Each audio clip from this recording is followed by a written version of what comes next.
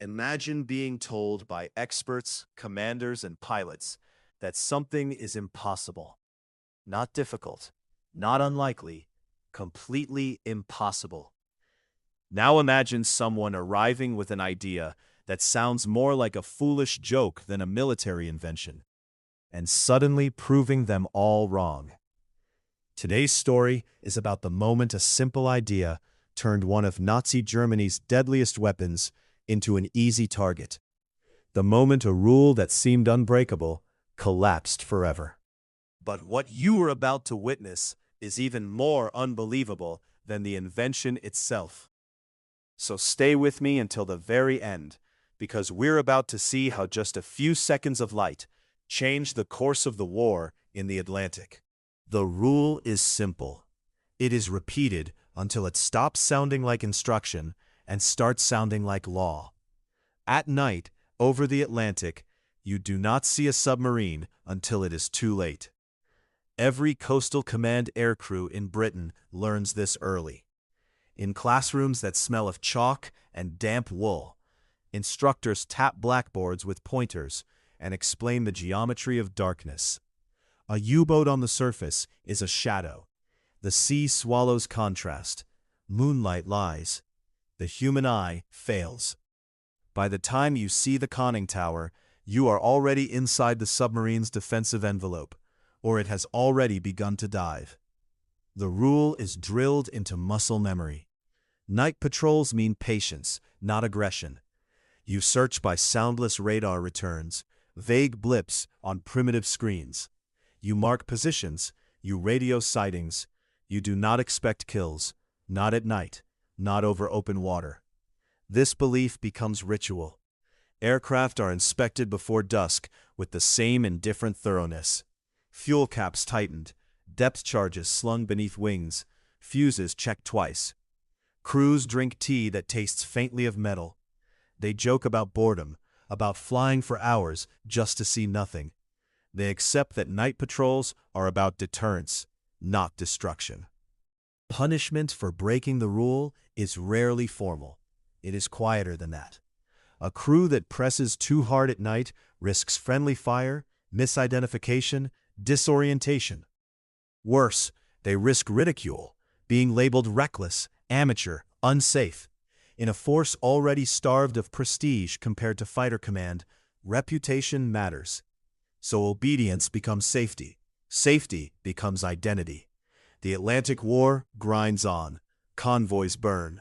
Merchant sailors die in numbers too large to imagine. And still the rule holds. Submarines hunt at night because night protects them. The sea belongs to whoever controls darkness. By 1941, everyone knows this. The Germans know it. British airmen know it. Admirals know it.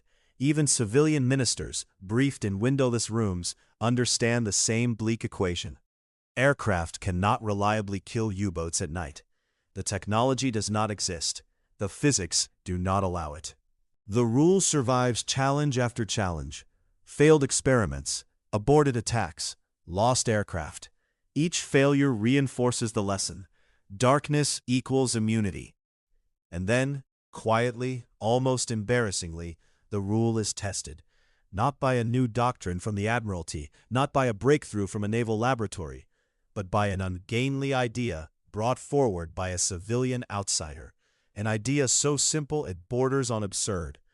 But in 1942, that rule was tested. The Atlantic in early 1942 is a place of stretched nerves and incomplete maps.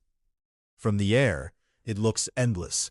Slate-colored water, low cloud, wind lines tearing at the surface. From inside a patrol aircraft, it feels claustrophobic.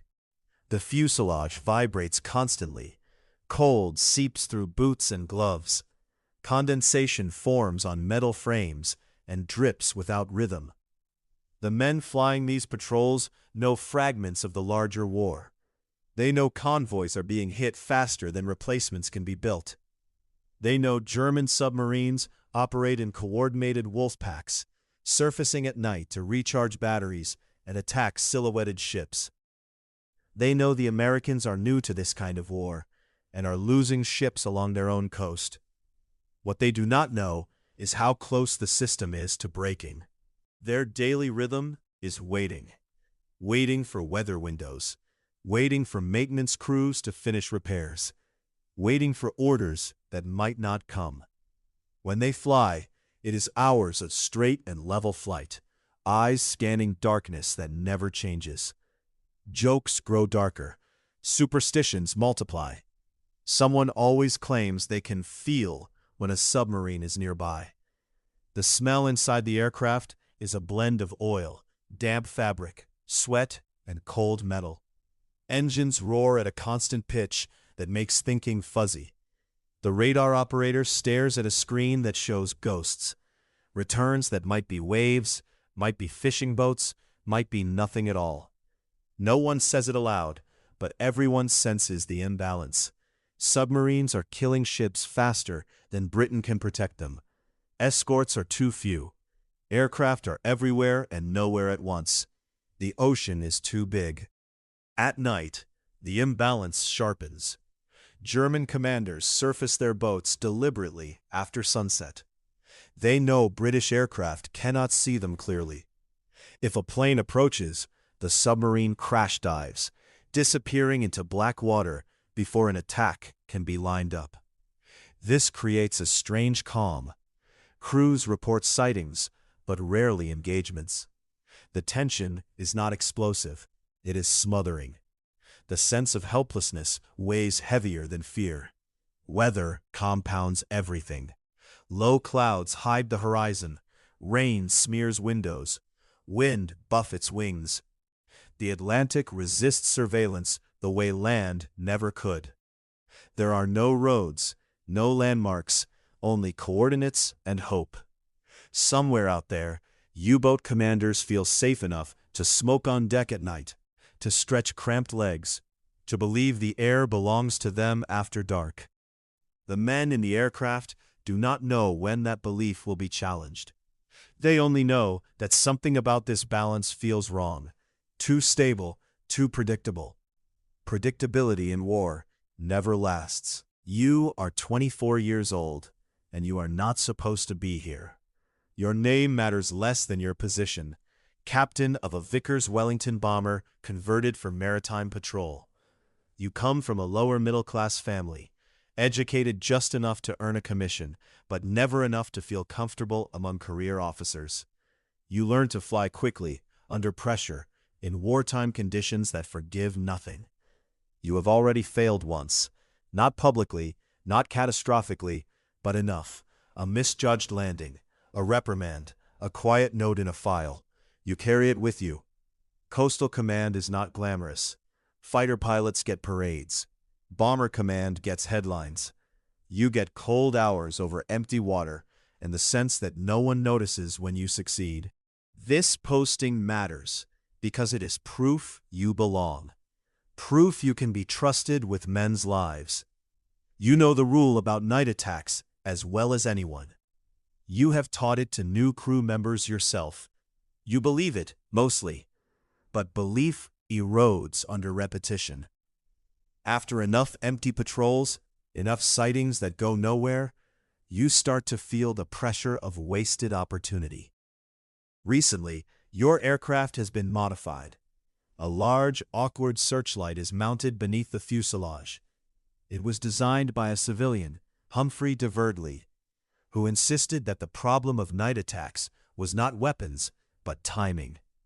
Illuminate the target at the last possible moment, he argued, and the submarine would have no time to dive. Many officers laughed at the idea. A searchlight? In combat? It sounded like something from a police car. You were not asked for your opinion. The device was installed anyway. You were told to test it, carefully, under controlled conditions. You worry about it constantly. The light adds weight. It changes handling. Worse, it commits you. Once you switch it on, there is no ambiguity. You either see something or you reveal yourself. At night, alone with the engine's vibration, you imagine the moment. The second when doubt collapses into action. You imagine getting it wrong, lighting empty sea, giving away your position, being remembered as reckless. You also imagine the opposite. A surface submarine, caught in sudden white light, crew frozen by surprise. You never speak that thought aloud. The pull toward decision grows with every patrol. The radar operator calls it quietly. A contact. Bearing given in degrees. Range uncertain. You adjust course. The aircraft descends slightly. Engines throttled back. Airspeed drops to roughly 135 knots. Too fast for precision, too slow for escape. The tactical math is brutal. A surfaced U-boat can dive in about 30 seconds, sometimes less if the crew is alert. Your depth charges require visual confirmation and a stable run. Traditional doctrine says you will lose the target before you can attack. The Leigh Light changes that equation, but only if you use it at the exact moment. Too early, and the submarine dives. Too late, and you overshoot. Your navigator whispers distances. The radar return grows stronger, then flickers. Sea state is moderate. Moonlight is minimal. You feel your pulse in your throat. Your hands are damp inside gloves. Every option leads to risk. You could break off, report the contact, and let escorts investigate later. Safe, correct, and almost certainly useless. You could approach without the light, hoping moon or starlight reveals something. Unlikely. The sea is too dark. Or you could commit fully, descend to attack height, hold the light until the last seconds, and trust an unproven civilian invention with your crew's lives. Fragments of dialogue fill the cockpit. Range decreasing. Altitude 200 feet. Stand by. Hesitation stretches. Seconds feel elastic. You taste oil in the air. The aircraft shudders in light turbulence. Your chest tightens. Training screams restraint. Instinct whispers opportunity. If you are wrong, you will look foolish at best and dead at worst. If you are right, something fundamental changes. You make the decision without announcing it. Your thumb settles on the switch. There is no way back. The aircraft descends through 150 feet. The sea rushes closer, texture resolving into whitecaps and shadow. Radar contact holds. You count silently. 10 seconds. 8. The Wellington vibrates harder at low altitude. Wind noise rises. Spray flicks against the underside. 5 seconds. You flip the switch. The Leigh Light ignites beneath the fuselage in a sudden blinding cone. 22 million candle power punching downward. Night collapses. The ocean turns white. A submarine appears instantly, dead ahead. A German Type VII U-boat surfaced, crew visible on deck, men frozen mid-motion, faces washed in light. For a fraction of a second, no one moves. Surprise is total. Then everything happens at once. You push the nose down slightly. Airspeed increases to attack speed. The bomb aimer shouts distances. The U-boat's deck gun crew scatters.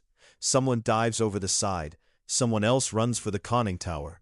The submarine begins to angle, attempting an emergency dive. Water floods over the bow. The stern lifts slightly. You hold steady.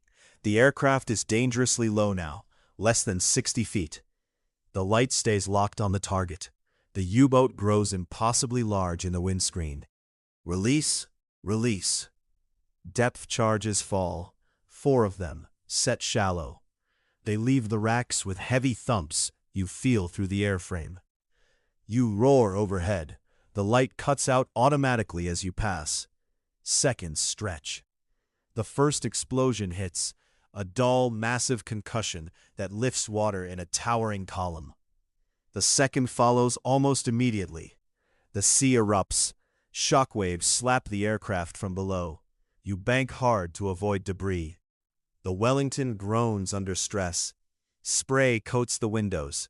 The smell of cordite and hot oil fills the cockpit. Below, the ocean churns violently. A dark shape breaks the surface. Wreckage, then oil spreading outward in an expanding slick. No organized anti-aircraft fire follows. No dive wake continues. The submarine does not reappear. Your crew stares downward, stunned. No one cheers. Breathing is loud in headsets. You circle once, cautiously. Debris floats. Oil thickens. There are no survivors visible. It is impossible to know with absolute certainty what has happened, but the signs are unmistakable. The rule is broken. As you turn for home, adrenaline drains abruptly. Hands shake, muscles ache as if after a fight. Halfway back, silence settles in. Someone finally speaks, voice unsteady. I think it worked." Later, on the ground, engines spool down with metallic sighs. Ground crew gather, sensing something unusual. You climb out stiffly, legs weak. Debriefing is intense. Times recorded, angles measured, every detail dissected. Skeptical officers ask hard questions. You answer carefully, precisely. There is no exaggeration. You do not need it. When intelligence confirms the sinking, through German records examined much later, a moment will crystallize. But right now, all you know is what you saw. Light, surprise, destruction.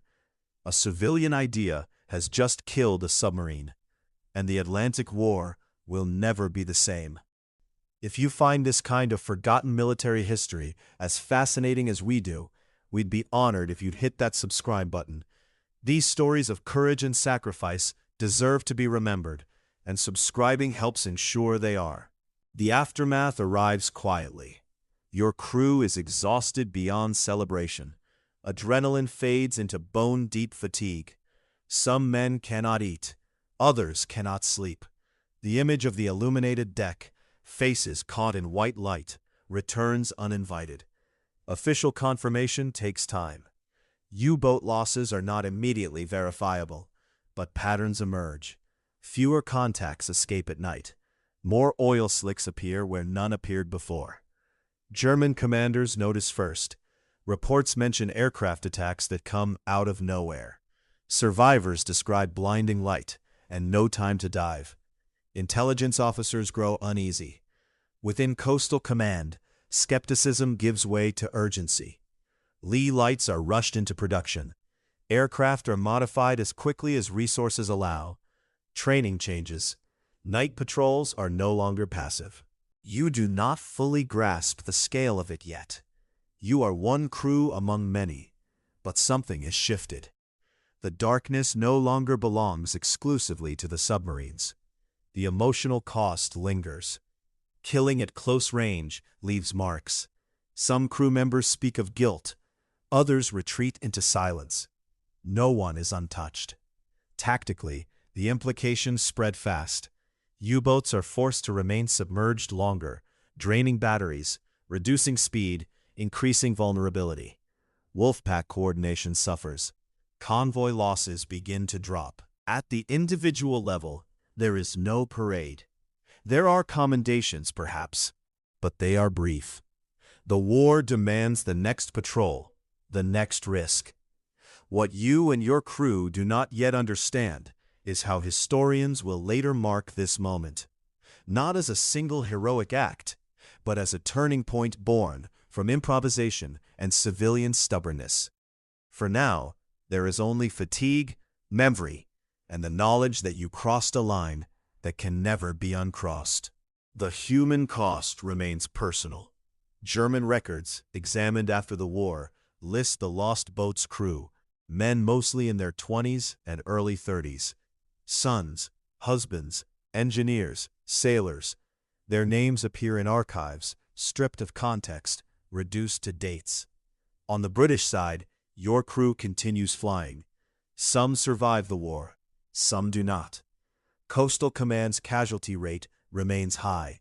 Recognition comes slowly, if at all. The Leigh Light becomes standard equipment. Combined with improved radar and escort tactics, it helps close the air gap that once protected submarines. By 1943, the balance in the Atlantic has decisively shifted.